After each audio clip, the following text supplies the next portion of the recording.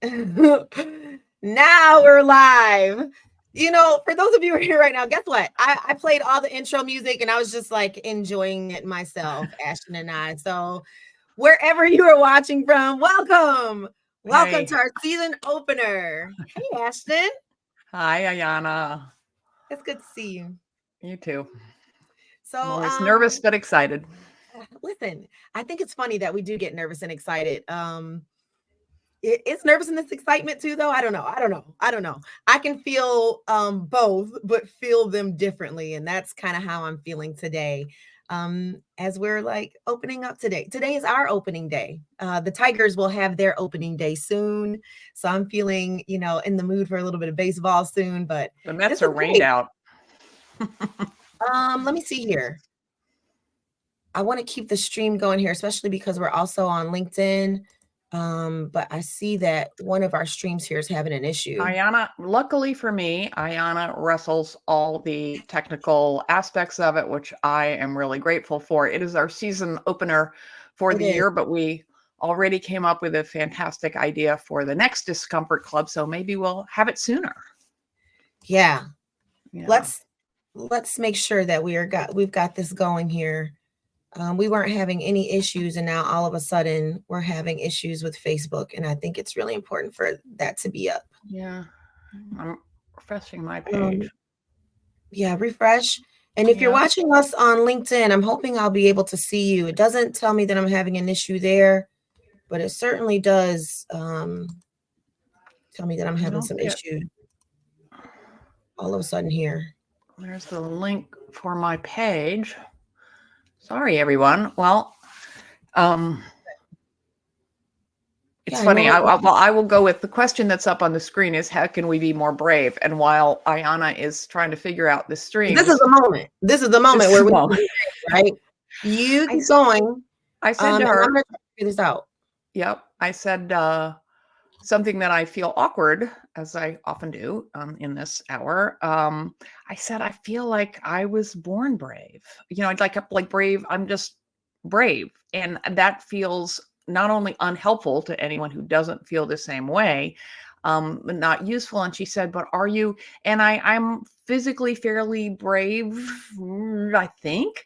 But she said, are you brave in all situations? And I was like, of course not. There are all kinds of social situations. I think when I have a sort of political context or an ethical context, it's easier for me than it is for a lot of people to stand up. But there are social situations or anxiety around my appearance that where I just want to crawl under the sofa and be the last person called on. So as always, it's about context. I think we're braver than we think. I think so too. And again, this situation is calling for bravery right now because we're having some issues with Facebook. I'm not sure why. We'll come back and we'll make sure that we repost it there if we aren't going live on Facebook right now, because I really can't tell. Again, this calls for a moment of bravery, right? But in the vein of that discussion, I too believe that I can be brave in many situations and really struggle in others. And I think that's okay. And I think that is okay for most people.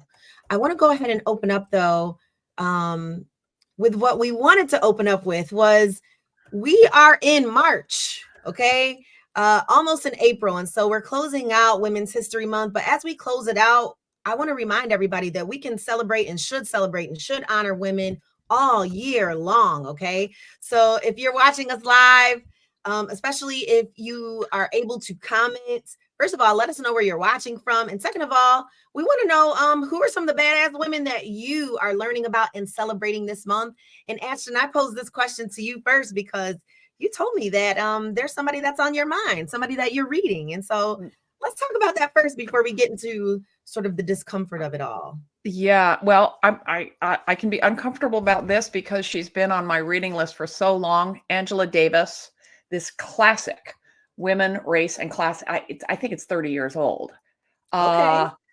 And she is a Black revolutionary hero who was actually on the FBI most wanted list for a while and spent time in solitary confinement and has been unbelievably brave and outspoken her whole life, and a hero of mine. But this classic, I think I thought that it would be like really dense and like carting around a encyclopedia, and it is enormously accessible and just easy reading. It's not real academic, and it is so instructive about matters that tragically remain absolutely relevant today, about the way the women's movement, which of course demographically has been predominantly white, but it goes back to the early days of suffrage, and how elusive solidarity was between the white women who wanted suffrage, and all African Americans needed it, because it was in the uh, Reconstruction and then Jim Crow. So they needed the right to vote to keep themselves from being killed, right? That was when lynching was resurgent and so on.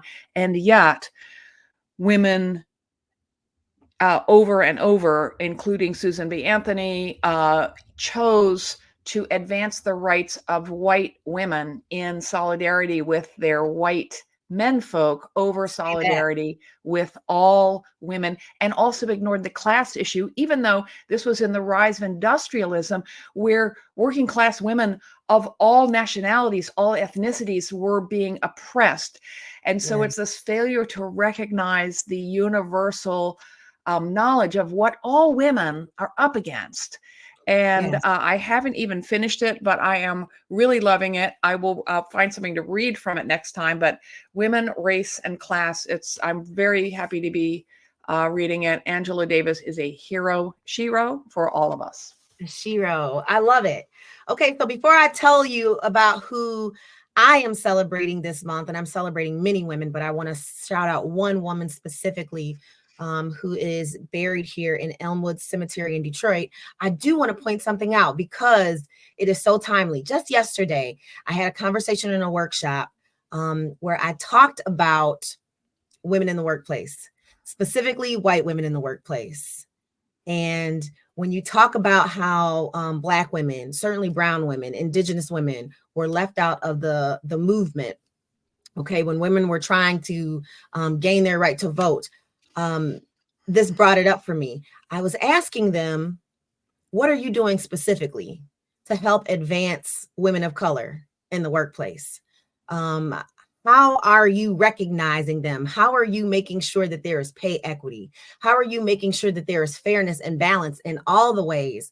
And I brought up then, I'll bring up today, I'm sure I've probably brought up in the past, I said, listen, if you are a self-proclaimed feminist, and I was speaking specifically to white women at that time, if you are a self-proclaimed feminist, okay, but your feminism does not address Black and brown women, does not address women with disabilities, does not include trans women, and a friend of mine who I was talking about it with the other day said, does not include fat women, okay?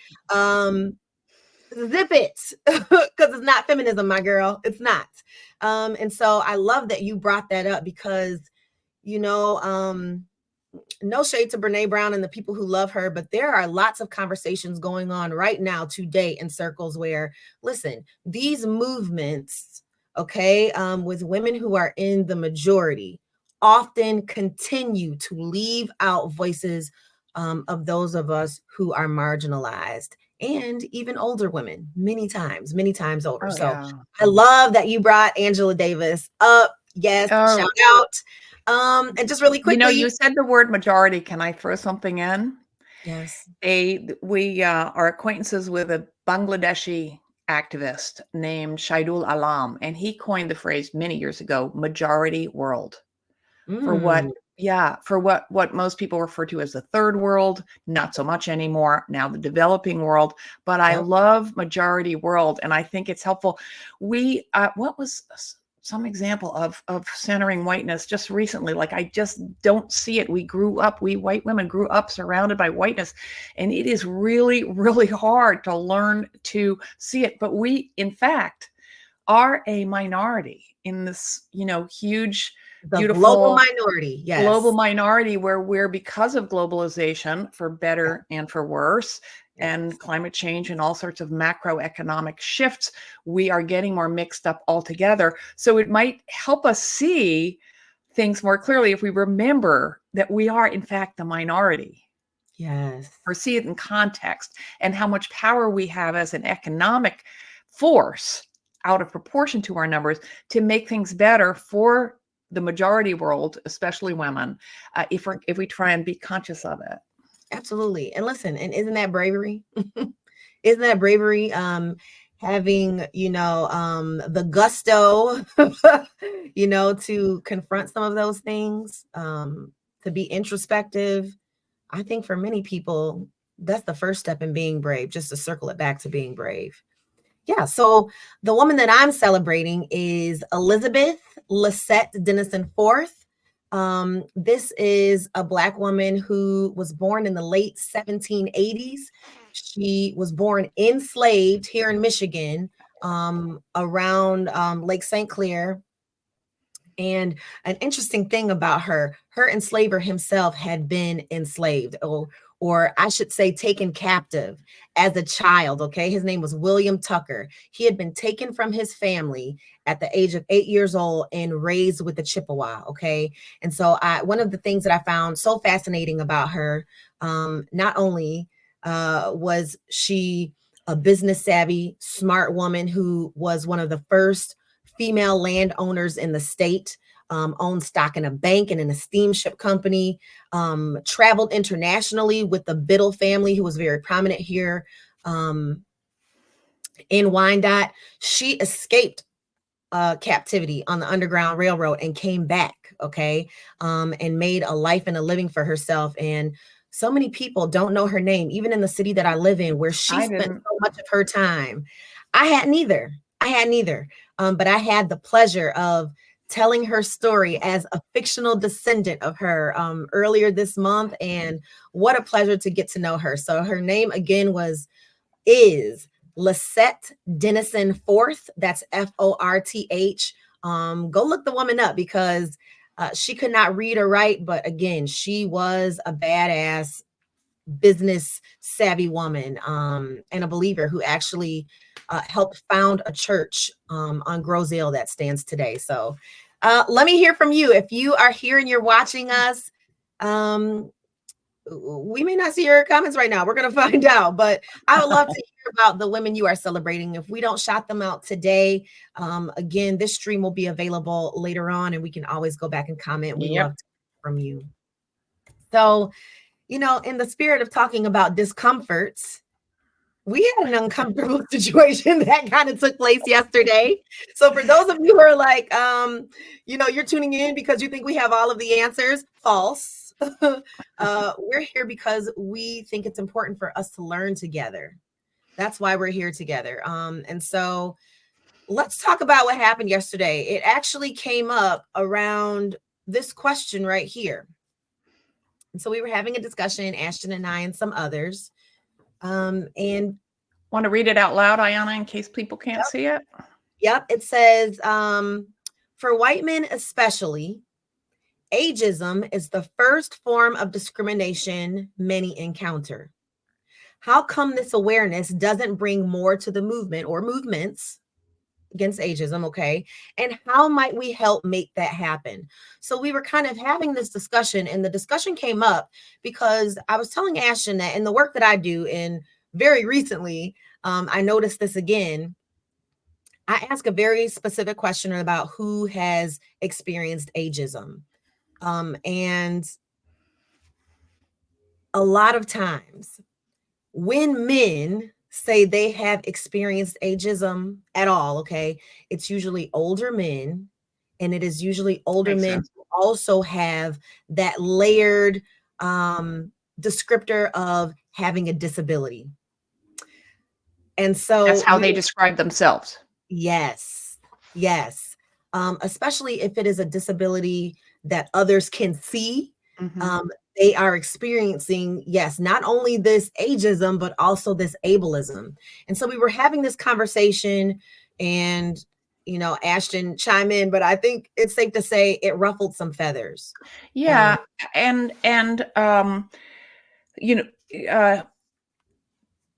it ruffled the feather of an older man who was white, and he's, I don't know if he's in the space, and we don't want to talk about anyone behind their back, but he Right. pointed out that when he was younger, he experienced discrimination because of how he looked and so on, and he was very he felt attacked, which was Mhm. interesting. And I will leave it to Ayana, who actually facilitates things, to discuss how, the best way to address that, with the permission of someone else who was in the group, named David Wilson.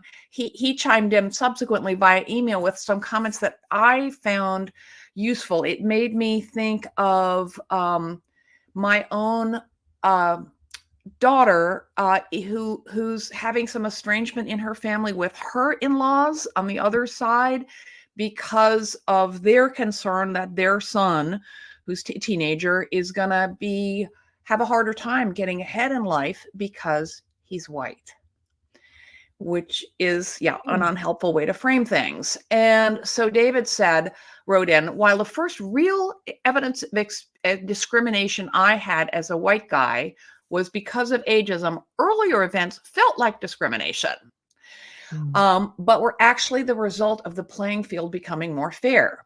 I was passed over for promotion by people a little less qualified, in quotes, although now I understand that phrase affects how limited my notions of qualifications were at the time, and with less experience, because we needed more women as administrators, consultants, and so on, more people of color. I had to really fight for promotions and opportunities, and this was fair and just, but I didn't always experience it as such at the time. It took direct experience of ageism for me to understand the difference between discrimination and loss of privilege in the interest of fairness. Yes. He's done a lot of work. Plus, he's Canadian, which gives him an unfair advantage in being, fair-minded and even-tempered. Sorry, I can't resist making fun of Canadians. But I thought that was a really interesting and balanced way to put it. The sense of loss, like I'm not getting what I deserve. Yes. And it was incredibly introspective as well, which is what I always ask of people when they feel themselves becoming bristled, okay? When they feel themselves somehow slighted, okay? As this person did yesterday. And I ask them to take off your emotional brain and put on your thinking brain. Am I being attacked, or does this not feel good because I am losing privilege? Maybe things are becoming more even, and maybe this is a new experience for me and I don't like it. I would much rather you be honest with yourself and say that than, you're attacking me. It's like nobody's attacking you. You may be uncomfortable, and that But is he's okay. entitled to his feelings. Okay. Seriously, that's what you always hear. So how do you? Yeah, and you are, and and people are entitled to feel the way they feel, and even to say what they say. But guess what? There are consequences, right? So you don't get to bully other people or try to shut down a conversation because you don't like where it is going. And ultimately, I think that we as a group handled that situation yesterday with grace. I think that nobody matched his energy, because we certainly could have. Yeah. Yeah. Nobody matched his energy. I thought we were all polite, and that person excused themselves, which I appreciated, because I think the conversation would have gone nowhere. And It's hard so, not to get sucked into a description of him, which is not appropriate if he's not around, first of all. yes, Second of all, and I mean that in the most respectful possible way. yes, And also, and right, tell me if this is okay, Ayana, all knowing. I think he has some work to do on himself. Our time together is precious. It's a lot of people, and it didn't seem a fruitful use of our time. right, right. And in saying that, I also want to point out we all have work to do, right? Yeah, no kidding. Um, we all have work to do. I'm always doing work. The thing about being called an expert is I think experts are experts because they continue to learn. They experience, fear too, because we get things wrong.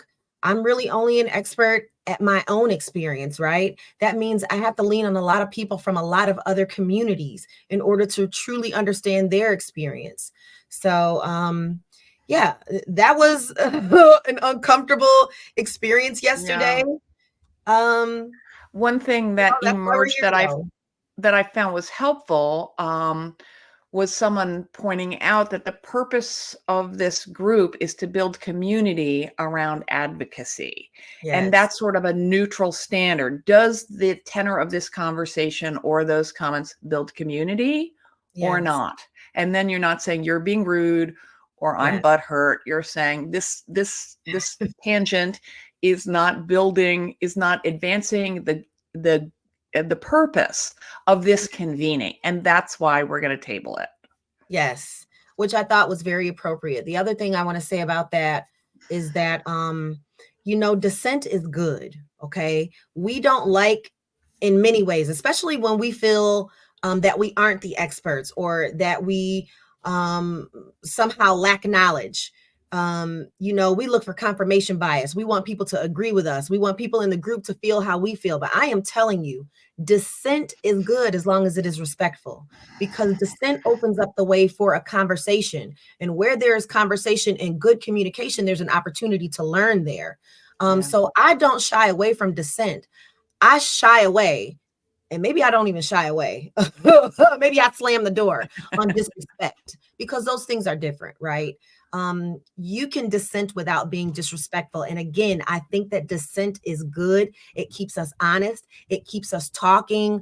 And when people are agreeing all the time, that's suspicious to me. So that was really, everybody, an example of an uncomfortable situation that we were dealing with just yesterday as we were preparing for this live stream today. Yeah. And And he so, felt he didn't feel welcome and yeah, left. which wasn't true though. Yeah. If he weren't welcome, he wouldn't be invited. And it's, I spent an awful lot of time in my little progressive bubble. And I can speak honestly to say we welcome hearing from people who are not in our bubble, because Yeah. that's how we learn to be more effective communicators. And the experience that I just wrote of David, I think has a huge overlap with this other person's experience. So and listening from Dave, if that hadn't happened, I wouldn't have gotten that email, which helped me. I really like the way he articulated that loss of privilege in the interest of fairness can Yeah. feel like discrimination. And man, that is a tough pill to swallow too. It doesn't feel good and it doesn't feel welcome. But No. history and ethics is making demands of us that it always did, but that hopefully we are more able to listen to and help further. I sure hope so. It feels like, even though things may appear to be changing very slowly, they are changing. People are having more conversations. I think people are more open to making mistakes, which is part of this Oh, process. good. Also very scary, right? Very Um, scary. and so that brings me to a question again. If you're here and you're able to see us, if you're not able to be here live, certainly we'll be sharing this later on again. But how are you handling uncomfortable conversations? Are you handling them at all? Is your way of handling them not handling them at all, and maybe you avoid conflict completely, or do you take it there? I'd love to hear from some of you, because I have to say that how I handle things really depends on the situation. I thought yesterday maybe we needed that. Maybe we Maybe we needed some friction. Maybe we needed a little bit of friction. And how do we handle it when everybody in the group is not agreeing? When somebody Mhm. does feel attacked? Do I go into defense mode too and match their energy? Or do I try to exercise some empathy? I have to tell you that maybe even 5 years ago, my response would have been different. It Huh. really would have been. Oh, I could tell you, like, yeah, You would have been more confrontational Oh, or certainly. I would have matched him. I probably would have exceeded, because, that's very triggering for me too. Like this person who has probably experienced more privilege in his life than any one of my ancestors, okay, is somehow saying, I feel attacked. I feel like, feeling like this, and it wasn't the truth. I think 5 years ago, I probably would have ran down all the ways in which, he was wrong. But empathy, I think, is something that I've been trying to grow over time. Really made me feel like he feels this way, whether it's true or not. And, I don't know that we're going to get anywhere. So I think yeah. we handled that in the best way possible. I really do. I'm very glad to hear that. I think it will help the conveners change some of the language with which they introduce the thing and the event, which is a recurring event. Yeah. And all this conversation is good. I'm just thinking about history and remember another framing that I came across that was helpful. A lot of the backlash against critical race theory and so on is as white people saying we don't want our kids to feel guilty and feel bad. Right. And a helpful framing I came across actually in the context of someone from New Zealand who was talking about reckoning with the way the colonizers treated the indigenous Maori people was, he said, I don't feel guilty. I didn't do it, but I feel responsible to address it, in some way, not single-handedly, but I feel a contemporary ongoing responsibility to deal with that history in the here and now. Yes. And I thought that was really useful. Yes. And guess what? That is brave. Not only is not only is it brave, but it is also work. I think that people think when you talk about advocacy, whether it's, railing against ageism or ableism or racism. I'm not railing. We should be though, right?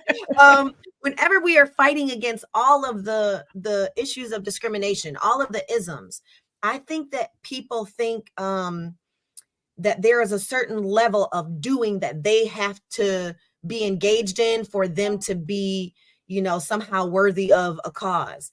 But I want people to know that when you are introspective and you are questioning the ways in which you were brought up, how you were taught, reading, having conversations with people in community with you that you have influence with, baby, that is work. It's work. It's work. And it's work. yeah, and you can't I mean, it's like there's no, I think people think, oh, being an activist or an advocate is all or nothing. I have to like get on that bus and then, wear, drab clothing and not have any fun anymore and eat and drink, morning, noon, and night. And Right. any action you do, change in yourself helps move the needle. If you think differently about one thing, your sort of atomic weight, it changes. It really does. And you take that change out in the world. I remember in the very beginning of this project, which I've been at now for almost 20 years, but it started in one direction and I know it was always uneasy. And then I knew it wasn't right. And then I spent a couple of years flailing, and thinking I was wasting my time, and I was unhappy and I wasn't, moving ahead the way I began to subsequently, but that was not wasted time. I was thinking, even when I wasn't consciously thinking, stuff was percolating and connections, or I was establishing the ground for connections to be made later on. So sometimes, even when it doesn't seem like you're working, if your mind is open to experiences, you are working. You are gaining the tools or the awareness to be more effective in the future. Yes, I love that. So I want to put up a really quick comment here. The question was, how are you handling uncomfortable conversations? Do you avoid or confront? And Rachel says, welcome, Rachel. Thanks for tuning in and listening. She says, I think handling uncomfortable conversations depends on the relationship and how I want the future of the relationship to look. I lean toward avoidance. Great awareness, but Welcome I'm to the club. trying to, yep, hello. But I'm trying to engage in more hard conversations. Thank you. I appreciate Thank that. And you. I hope that you will keep at it. And I hope that what you will do is that when you do come into conflict, because you will keep going. Maybe not that day, maybe not with that person, but I think that our fear of saying the wrong thing, doing the wrong thing, not being the expert, I think it keeps us from doing the work. And Yeah. just keep at it. Yeah. Just keep at And it. try not to take it personally. I had a conversation yesterday with two allies in England who are looking into the sort of question of ageist humor. And is it ever Mhm. okay to make an ageist joke? And the answer is, of course, it depends. It might be funny to you, might not be funny to me, and so on. Separate discussion, but they are encountering some hostility from people. Don't tell me what to laugh at. It's funny to me. I can call myself an old buzzard, or I can laugh about this with my friends of my same age, etc. People get defensive. Yeah, it's true. And that's human nature because our deep beliefs are being challenged. And Yeah. it's really hard not to, we're conflict avoidant, and women are socialized to avoid conflict and to be submissive, or to be with other women, to be passive, right? Yeah. I mean, your pulse starts going, you can flush, you have a real physical response, but it is less about you in general, Ayana, Mhm. correct me, than it is about, humor is a classic way to deflect, Sure to is. you can be aggressive, sarcastic humor, and it's a big way of saying it's not about me, it's about you, or don't attack me. Don't Yeah. put me on the defensive when in fact something has been raised in a neutral way. Yes. You bring up a really great point when you talk about how people will use humor. It's microaggression. And specifically, it's called a micro assault, because this is this thing where you do What's the this difference thing. between a microaggression and a micro assault? Well, it's a type of microaggression. So there are micro insults, micro invalidations, and micro assaults. Micro assaults are the most heinous kind there are, because they are meant to hurt. They are meant to sting. It's the racist joke. It's the ableist joke. It's things that are meant to be offensive, but then you can very quickly gaslight somebody, right? And say, well, you just don't know how to take a joke. Yeah, where's your sense of Those humor? kind of people are the most dangerous people, okay? Because they know what they're doing, and then they are able to hurry up and flip it and make you seem like you're oversensitive. So we have to be aware of those kinds of things. And I'm glad that you brought that up. Feel it in your bones. If something does not feel right to you in your bones, if you feel like you are the butt of somebody's joke, you probably are. You probably are. And You're what's a way to not crazy. respond? Well, that's a really great question. It depends on who you are as an individual and how you want to Whether you feel respond. safe in that circumstance, Yes. always. And should you respond at all? You know what I mean? Am I gonna like really get into a confrontation with somebody who's trying to gaslight me? I'm probably not. But I told you 5 years ago I'd be here for it. Okay. you know, um, I might have handled things a lot differently, but that is an individual choice, how we decide to respond, if we decide to respond at all. I always ask people to keep their safety in mind, because Yeah. when someone is doing things purposefully, okay, to get you, okay, to goad you, to Yeah. hurt you, what won't that person do? Yeah. Right? It's So easy online for me now to recognize a troll. Like, okay, this yes, person is just a jerk, and it is not worth my time to get yes. into a back and forth about it. But you know what makes me nuts is condescension. And if Oh yeah. someone's rude or angry, I can deal sometimes, usually. But someone condescends to me, I go up like a bottle rocket. I lose all, it triggers me. I don't know why, but I just Yeah. can't. My not my non-best self emerges. Listen, and unfortunately, that's going to keep happening until you figure out how to handle it, right? Like that's really how I had to start thinking about my use of social media, because Hmm. some platforms would make me so upset and so enraged that I was commenting on everybody. Okay, you're here for it. I'm really here for it, right? But it wasn't good for me.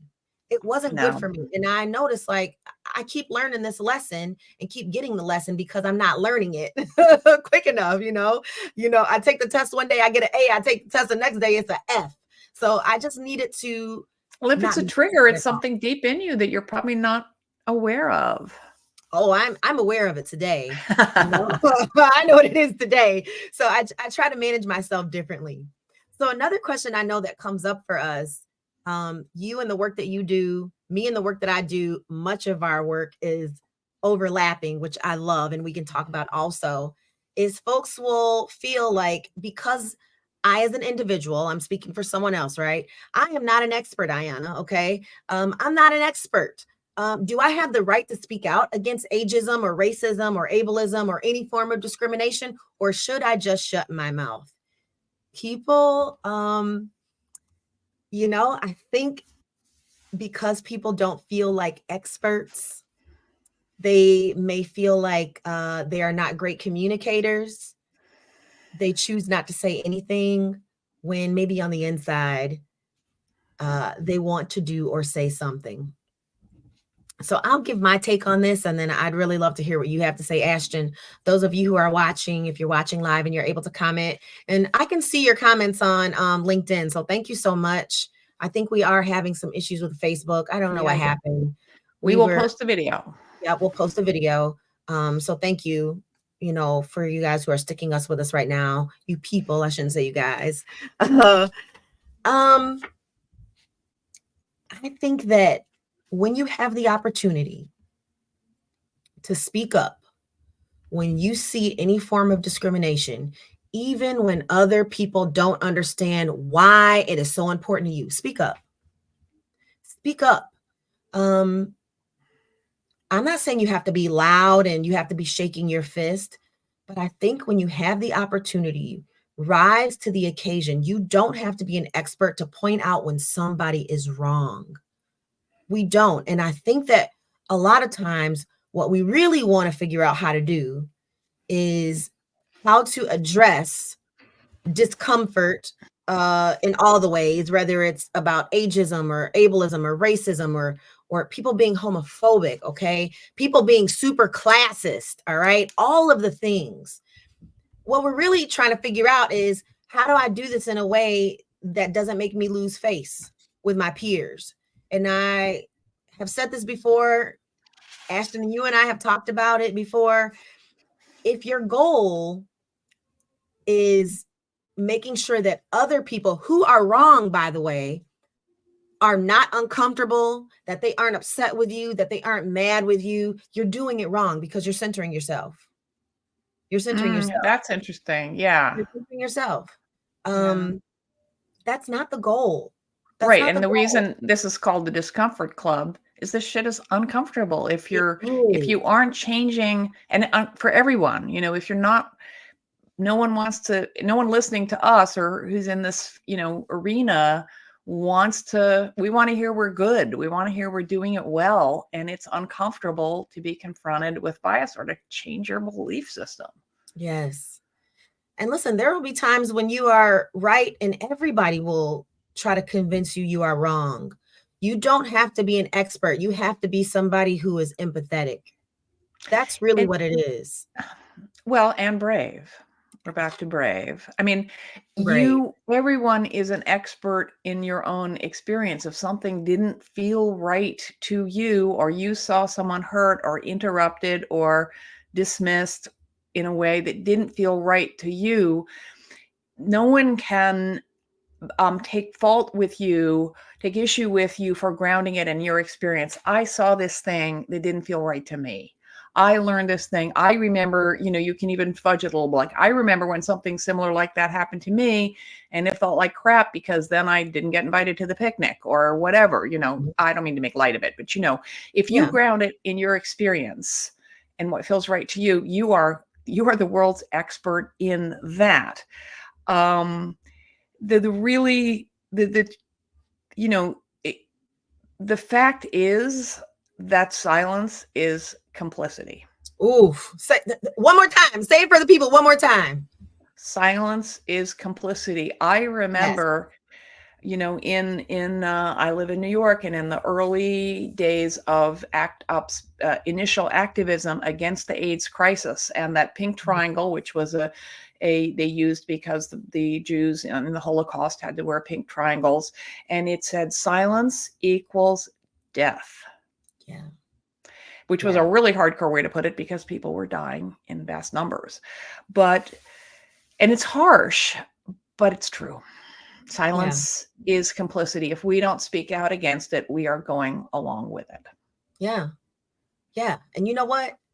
Some people will say silence is violence.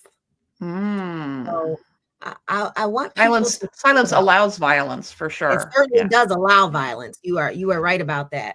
So I want us to remember to be brave, to address the things that we can address. And I'm not even going to say in the way that feels most comfortable for you, because it won't feel comfortable and it's not designed to. Okay. So I want us to decenter our comfort and just do the damn thing that we need to do. When you see something is wrong, say something, even if the Are you centering yourself if you say, gee, that didn't feel right to me, or that didn't seem okay to me? Okay, why isn't that centering yourself? That's great. That's great, because you are still letting somebody know that what they said has somehow rang in your ears inappropriate, not okay. And I am not going to stay quiet about it. I am going to say something. Yes, that's what we want people to do. I love that example of you just saying something like that. Something about that doesn't feel right. I don't know. I don't really agree with that. Perfect. Because maybe it'll open up a conversation. Maybe it will just shut that stuff down, whatever that stuff is, right? So we have to be able to use our voices or even our bodies, okay? You turning your back to something, okay? You leaving a conversation and getting out the door, you leaving a dinner party, you getting up from the table says something to people. It does. So if you can't if you've eaten, okay, take it with you. All right. And don't even ask for a Ziploc. Take the utensils and everything. Okay. There we go. There's your tool. Get up and take the whole damn plate. That's what you do. The silverware. They'll cut it out. We have to do something though. So I'm going to bring up something else though, because we know what it feels like when we hear something, when we witness something that just doesn't sit well with us. We know discrimination. We learn to. That's another thing. It's just learning to see it. But what happens when I'm the perpetrator? What happens when the problem is me? What happens when we can say internally, or maybe to a friend that we trust, it's me. I struggle with negatively stereotyping people from marginalized communities. What can I do about that? What can I do when it's me? I'm the problem. What do we say about that? Does anybody have anything to say about that? I have lots to say about it. But I don't know. What do you think, Ashton? Because you and I have had these talks where you are doing some work, as I am in other ways. What do you do when you notice that, like, I think we all struggle? I know when I remember it, when I centered whiteness, I went to see a wonderful play about a clinical trial. It's about a couple that is a man and a woman that are in a clinical trial for an antidepressant, which heightens emotions, and they fall in love but is it real? Is it the drugs? It's wonderful. I'd read an interview with the white playwright. Playwright is a white British woman. And when the entire cast was Black, I was like, oh. I mean, I got over it, but I was like, oh, why am I surprised? Right. And this is not really an answer to your question, but one of the things I have gotten better at, still room for progress, is not identifying someone's race. No one says I brought my, this white guy came in the room at the party, or I brought my, white neighbor, but they do say, my Asian friend or A black my, friend. disabled friend. Yep. My gay Why? friend. My Yes. gay friend. Yeah. Why? Are you Why? If asking you, me why for real, or do you are is it well, rhetorical? no, I'm asking it hypothetically, but I would love you to address it as an educator. You know what? That is, it's a way for me to recognize how I center whiteness without realizing it. And why do I do that? And Yes. how can I stop? The why behind why that happens is because for literal generations, especially here in this country, right? White has been the standard. So white is the standard, then everything else. So we categorize everything else by how it is identified if it is not white. White or not white? White, Yes, not white. that is why. Yeah. So two things I want to bring up about that. One is maybe about, I don't know, maybe 4 or 5 years ago. I like to read a lot of academic research, and I like to read the abstracts, and I like to read the summaries. I'm just interested, right? And somebody wrote a paper about a paper that was on research, and she said, do we realize that when we are reading books, fiction, unless it is made explicitly clear, okay, this is by white authors. Let me preface it by saying that when we are reading books by white authors, unless it is explicitly clear, we just assume that everybody in the book is white. You never will even picture folks as being people of color, black folks, brown folks, immigrants. We don't expect that until we're told, because we just assume that the standard is white all the time. Yeah. So I thought that was really interesting.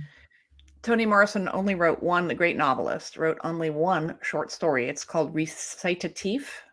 Mm. And she wrote it about a friendship between two young women. And she wrote it in such a way that you can't tell who's white and who's Mhm. black because the class is ambiguous.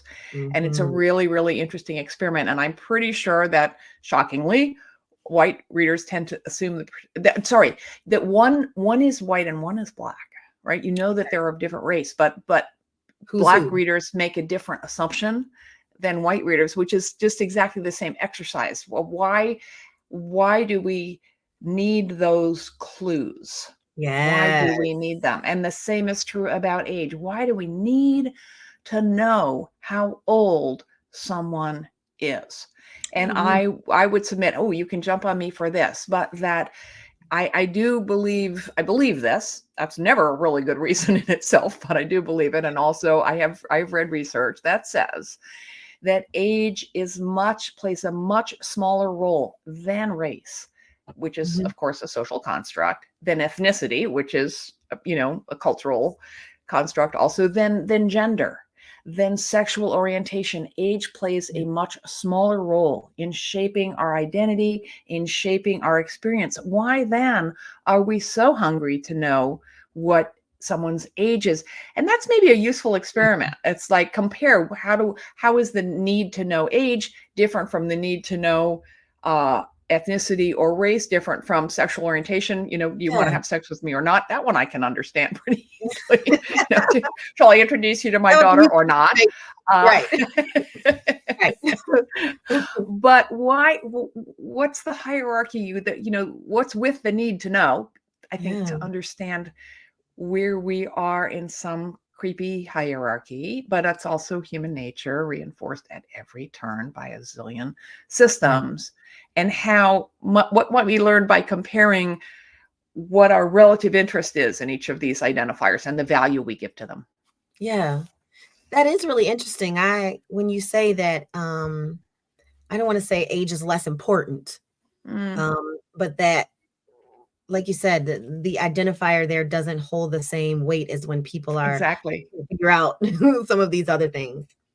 Well, to go back to this question here about what to do, and the research that I read that the more we read about other communities, the less likely we are to negatively stereotype them. It's very easy to stereotype a whole group of people.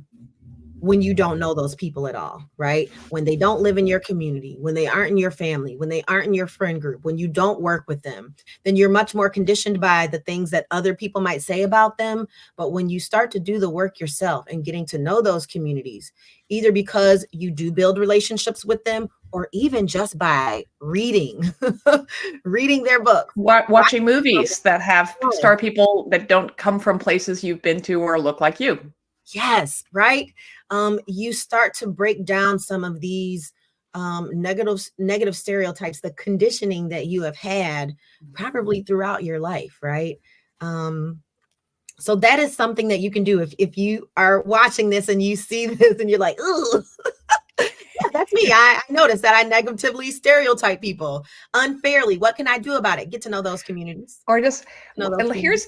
here's a nerdy and annoying question, but do we even need the negatively in that sentence? That's a good point. Isn't any stereotype, including like old people are wise? Well, lots of old Right. people are idiots. You know, a stereotype Right. can be benevolent. It still You're is right. saying every member of a group is the same on the basis Yeah. of a single characteristic. And Yeah. that's just never Yeah. true. You're right. You're right. So maybe just stereotyping. Yeah. Stereotyping. But Yeah. I think that negatively might fit for when we are talking about marginalized communities. Okay. Because those stereotypes tend to be really harmful. Negative. So Yeah. harmful Yeah. indeed that people get killed. Right. Like violent, like stupid. Yes. Yes. Yeah. Yeah. So very good conversation. What time is it? It's 2:22. I feel like that's good for those of you who know that I'm a bit of a hippie. Okay. That number does something Wait, to my what? I didn't know that when I signed up. You don't look like a hippie. Oh, you don't look Long like hair. a hippie. Well, my mushroom sweatshirt didn't give it away. All right. All right, let's see. What else do we have here? I'd love to hear from you, especially if I know that I can see these comments on LinkedIn, at least somewhat. So if you have a question for us, go ahead and let us know what it is. And while you think about that, while you exercise bravery in asking your questions, I'll put this one up.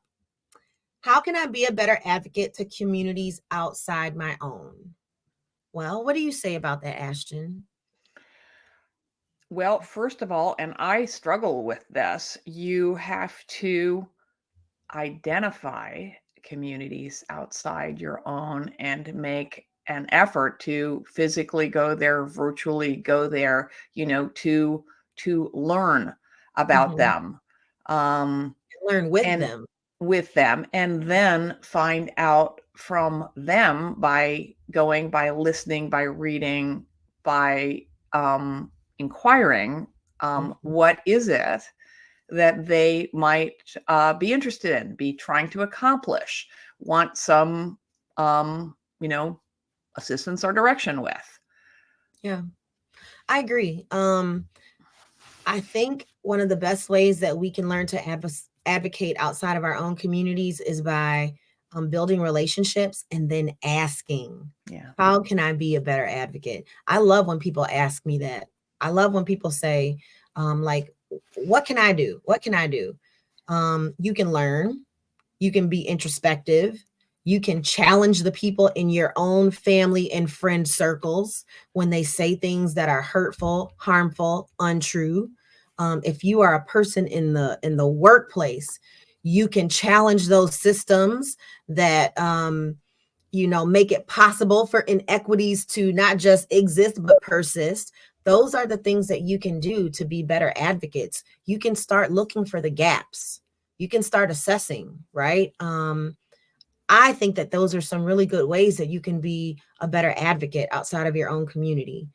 I think about the physical community that I'm in and some of the people that I respect. There's a woman on my city council, and she is really advocating for more accessible spaces in our city. We have an old city. It is maybe not as friendly as some more modern cities when it comes to being accessible for people with disabilities. And she's challenging those things. I really appreciate that about her. I learn from her every time I have a conversation with her. And she is not somebody who is necessarily using a device, using a wheelchair, using a cane, using a walker to get around, but she is advocating for that community because she sees it as important. And I'm sure she's had conversations with them to ask them, what is it that we need to do? Yeah, that's a So good example. just being curious, when I end workshops, a lot of times I'll remind people, stay curious, stay committed, stay engaged. That's how we become better advocates. Yeah. And that's how we continue to grow as individuals. Personal growth is really important to me. So I'm doing the work all the time too. I have a lot to learn about a lot of people. I do. I A learn from you every disability. time we talk about older folks. I learn from Um, you. well, you know? I started thinking a lot more about ableism during COVID because sort of old people and sick is a proxy for Mhm. disabled and also for old in a way that's problematic. And I have to Right. say, Twitter, at least pre X, was a huge help because there's a huge disability community on Twitter and social media in general. I don't mean to restrict it to Twitter, but that was sort of Mhm. where I jumped in. Um, because a lot of disabled people are mobility challenged, so but they, if they have internet access, they can be active and visible, and you could just join and just follow people in the context of Twitter, follow people on Instagram, follow people on LinkedIn, and listen. Right, there's no bar. You don't have to worry about what you're wearing or whether you're welcome, Yeah. and just listen. And it was really, really, really interesting and educational. Yeah. I think if we talk about centering ourselves, this is the only time that it is appropriate to center yourself. When you're centering yourself because you are learning so that you can advocate for others. I think if you're going to center yourself in that way, highly appropriate. Highly appropriate. Let's see what else we have here. We talked through what do I do when I'm not an expert. Let's talk about intersectionality for a second, because at the top of the hour, I mentioned how the work you do and the work I do often overlaps. And I think that is because the communities we are talking to, the communities we are advocating for, um, are not just older folks, right?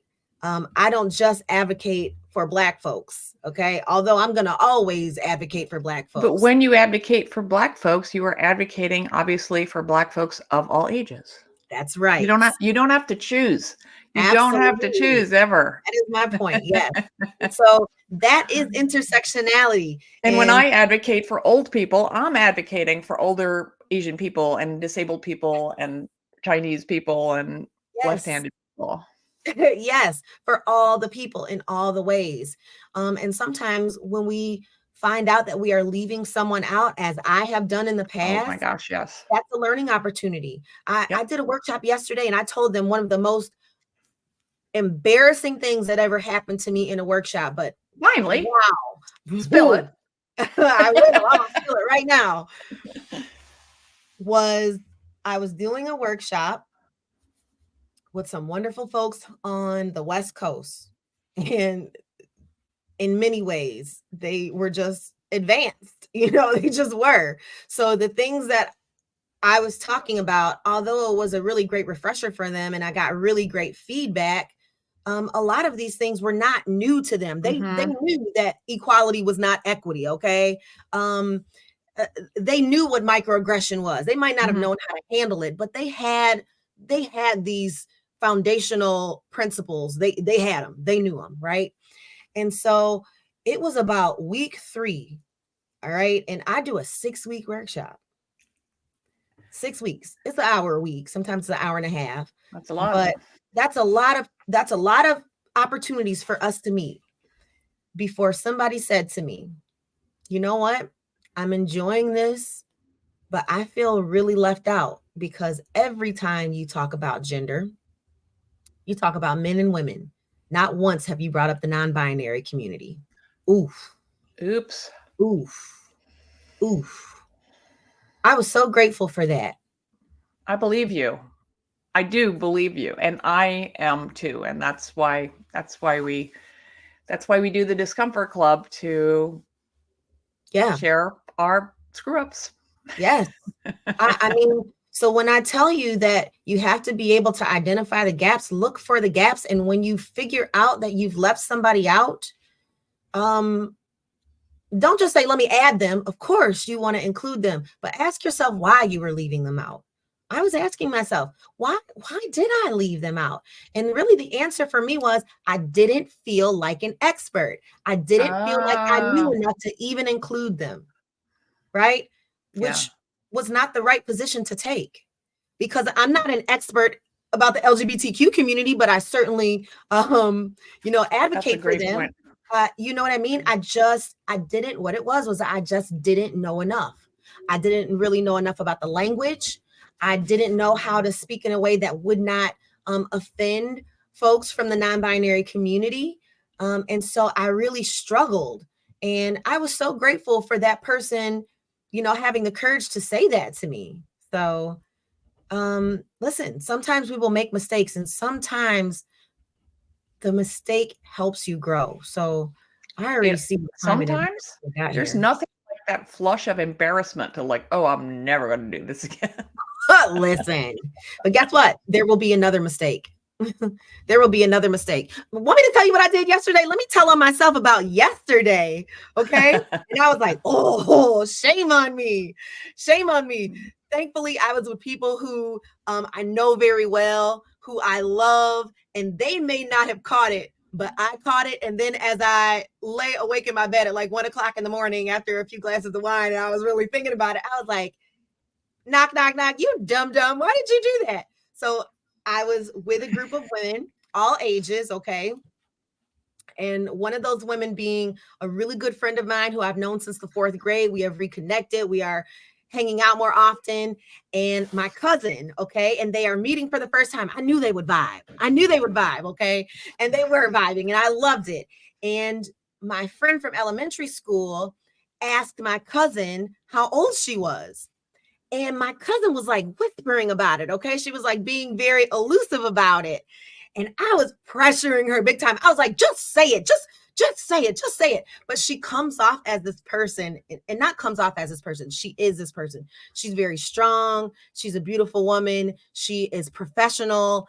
And I just see her so strong all the time that I really thought she was just putting on airs. So I was like, girl, Ah, quit playing around and just tell her how damn old you are. Now, I didn't say how old she was, but I was turning it up. I was like, just stop already and tell her. And so she told her, but after the fact, when I was laying here last night, I was thinking, like, did she say it because she felt pressured to tell her? Because I sure mm, was. Girl, stop acting this way, right? Like, just tell her. And she didn't want to tell her. yeah, that's her I beeswax.